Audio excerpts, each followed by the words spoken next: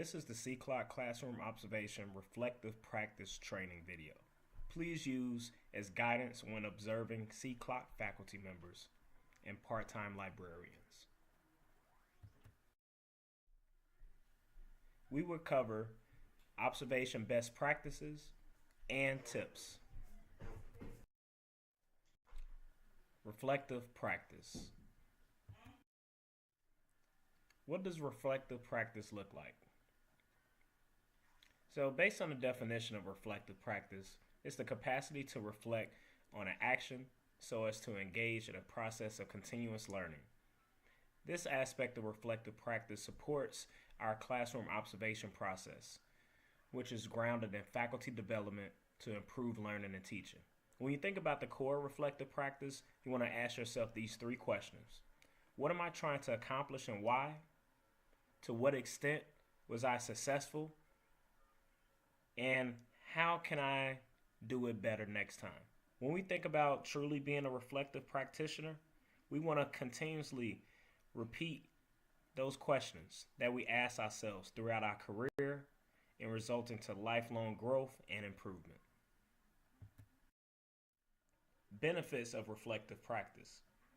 Truly, if we want to become a reflective practitioner, we need to incorporate this as being beneficial to our content expertise and lifelong learning.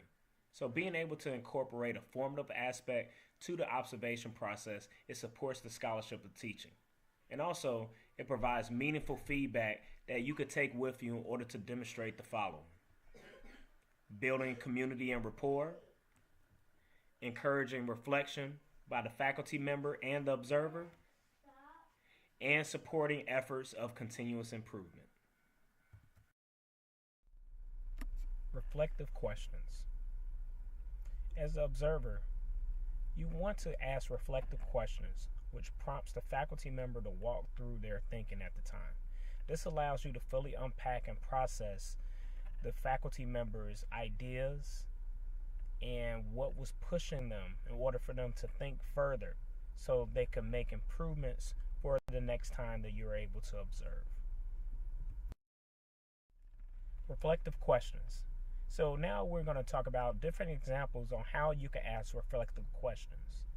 The idea is that you want to be able to ask the faculty member to walk you through their thinking at the time, the process, and what's pushing their area of thinking in order for them to make improvements to support the philosophy of faculty development for learning and teaching.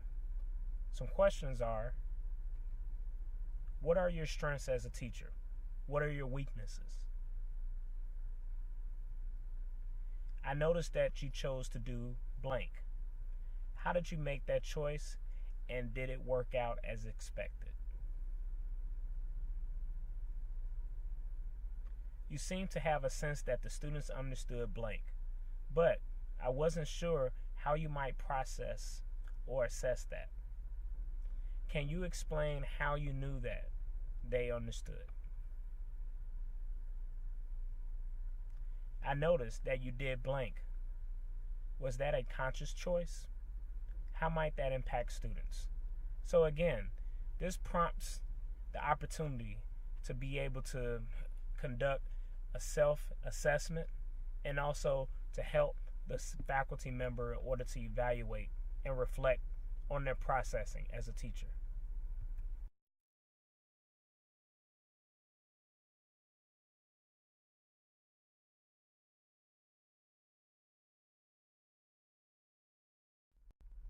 Best practices during a classroom observation. Best practices during an observation. At this juncture, as the observer, you would like to concern yourself with providing feedback rather than concentrating on determining a mark for each category.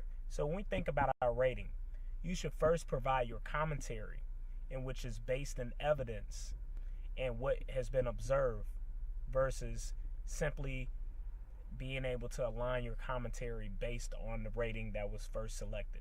So we recommend to actually provide your summary first. Take enough notes to provide meaningful feedback. Note any questions you may have. And also, Stay for the entire class period if possible. The recommendation, of course, will be for a minimum of 50 minutes. But if you're able to do so, we recommend that if you're able to stay for at least an area of roughly 80 minutes or so, which is roughly almost an hour and a half, that would be ideal in order to fully understand the class and conceptualize what was observed. Right before you rate.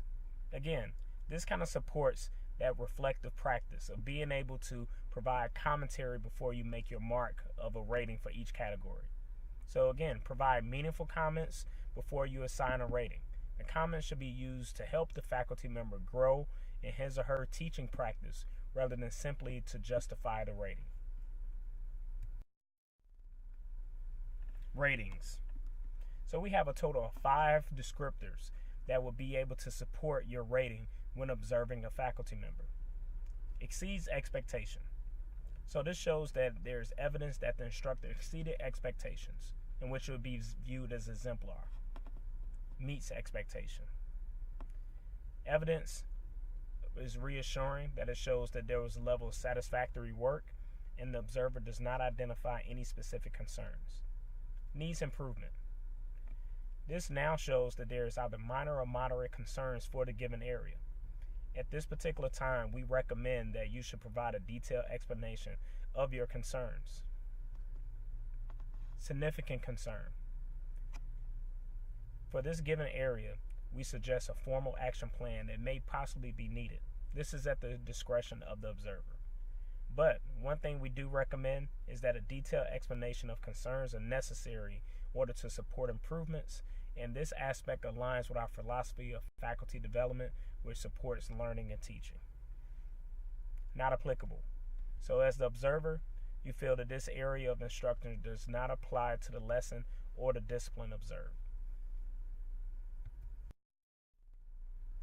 Best practices following a classroom observation.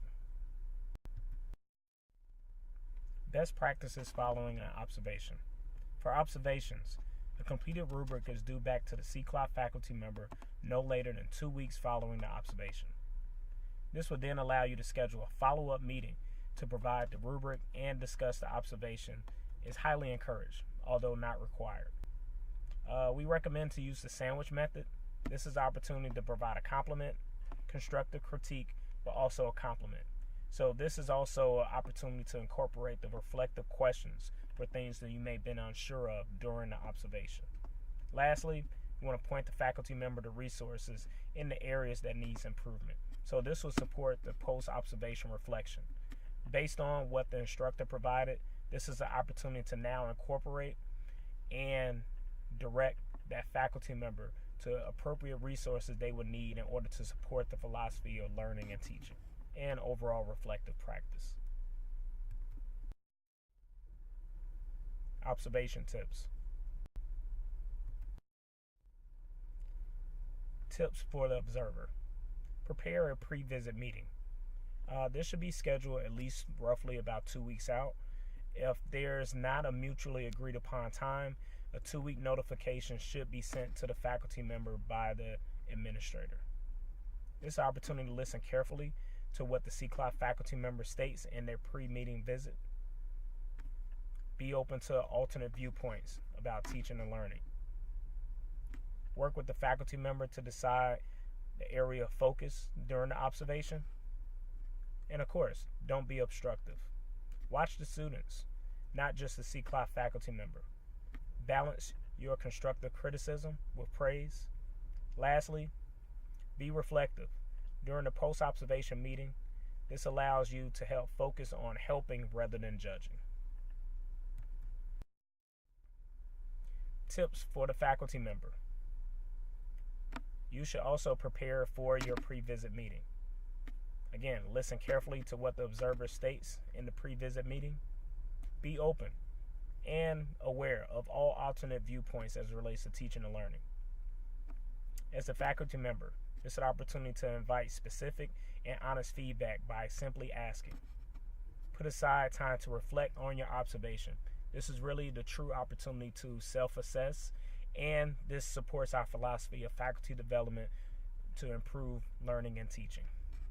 Lastly, store your observation documents and notes just for future reference. Tips for the administrator. Work to build a community among administrators, department chairs, and CCLOP faculty. Use this shared tool for all your classroom observations. And like this video, this is an opportunity to provide training and support for observers. Lastly, integrate your observation findings to align with educational development opportunities. This is truly a reflection of how you're able to support faculty development for learning and teaching, and essentially closing the loop. Thank you for your time.